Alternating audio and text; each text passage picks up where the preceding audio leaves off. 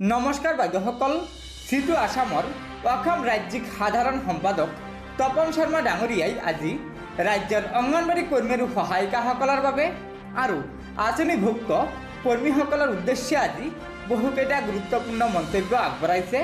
যিকেইটা মন্তব্য ৰাজ্যৰ প্ৰতিগৰাকী আঁচনিভুক্ত কৰ্মীসকলে জনাটো অত্যন্ত প্ৰয়োজন। গতিকে বাইদেউসকল, বলক আমি আগবাঢ়ি গৈ আজি তপন শৰ্মা ডাঙৰীয়াৰ সেই বৃহৎ মন্তব্যকেইটা জানি লওঁ। তাৰ আগতে আপোনালোকক এটা অনুগ্ৰহ কৰি লগৰ বান্ধৱীসকলক এই ভিডিঅ'টো শ্বেয়াৰ কৰি আজিৰ এই গুৰুত্বপূৰ্ণ খবৰটো জনাই দিব। আৰু নতুনকৈ অহা বাইদেউসকলে পৰৱৰ্তী সময়ত ৰাজ্যৰ অংগনবাড়ী কৰ্মী আৰু সহায়িকাসকলৰ আৰু আঁচনিভুক্ত কৰ্মীসকলৰ যিকোনো খবৰ পোনপ্ৰথমে পাবলৈ অনুগ্ৰহ কৰি আমাৰ এই চেনেলটো ছাবস্ক্ৰাইব কৰি ল'ব। গতিকে বলক আমি আগবাঢ়ি যাওঁ। অসমতে এটা ধিক্কাৰ দিৱস পালন কৰিছে আৰু এই ধিক্কাৰ মূলতঃ অসমৰ মাননীয় মুখ্যমন্ত্ৰী হিমন্ত বিশ্ব শৰ্মা আৰু এই মুখ্যমন্ত্ৰীগৰাকীয়ে ট্ৰেড ইউনিয়নত বাধা দিয়াৰ এটা ষড়যন্ত্ৰত লিপ্ত হৈ পৰিছে। শ্ৰমিকক সংগঠন কৰাৰ তেখেতে বাধা দিব বিচাৰিছে। CITUৰ সংগঠনৰ বিৰুদ্ধে নানা অপপ্ৰচাৰ চলাইছে আৰু এই ধৰণৰ অপপ্ৰচাৰৰ বিৰুদ্ধে আজি সমগ্ৰ অসম জুৰি CITUৱে ধিক্কাৰ দিৱস পালন কৰিছে। আমি এই নিৰ্বাচনী বতৰৰ এই পৰিৱেশৰ মাজতো সমগ্ৰ অসমতে বিভিন্ন জিলাত বিভিন্ন ইউনিয়নে তাৰ নিজৰ নিজৰ অঞ্চলত এই ধৰণে আজি ধিক্কাৰ দিৱস পালন কৰিছে। আমাৰ হাতত ইতিমধ্যে খবৰবিলাক আহি আছে। একেবাৰে তিনিচুকীয়া, শদিয়া, কাকপথাৰৰ পৰা আৰম্ভ কৰি আমাৰ ধুবুৰী, বিলাসীপাৰা পৰ্যন্ত, কোকৰাঝাৰ, বঙাইগাঁও, বৰপেটা, আমাৰ জাগ্ৰাও, নলবাৰী জিলাৰ বিভিন্ন অঞ্চলত এই দিৱস পালন কৰা হৈছে।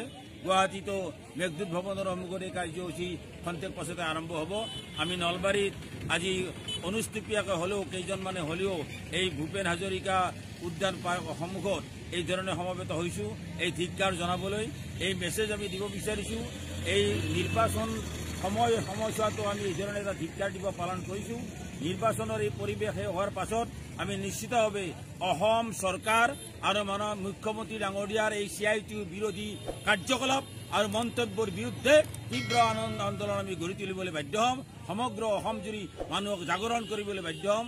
সমগ্ৰ অসমৰ শ্ৰমজীৱী মানুহ ঐক্যবদ্ধ ইয়াৰ উচিত জবাব অহা দিনত আৰু দিয়া হ'ব।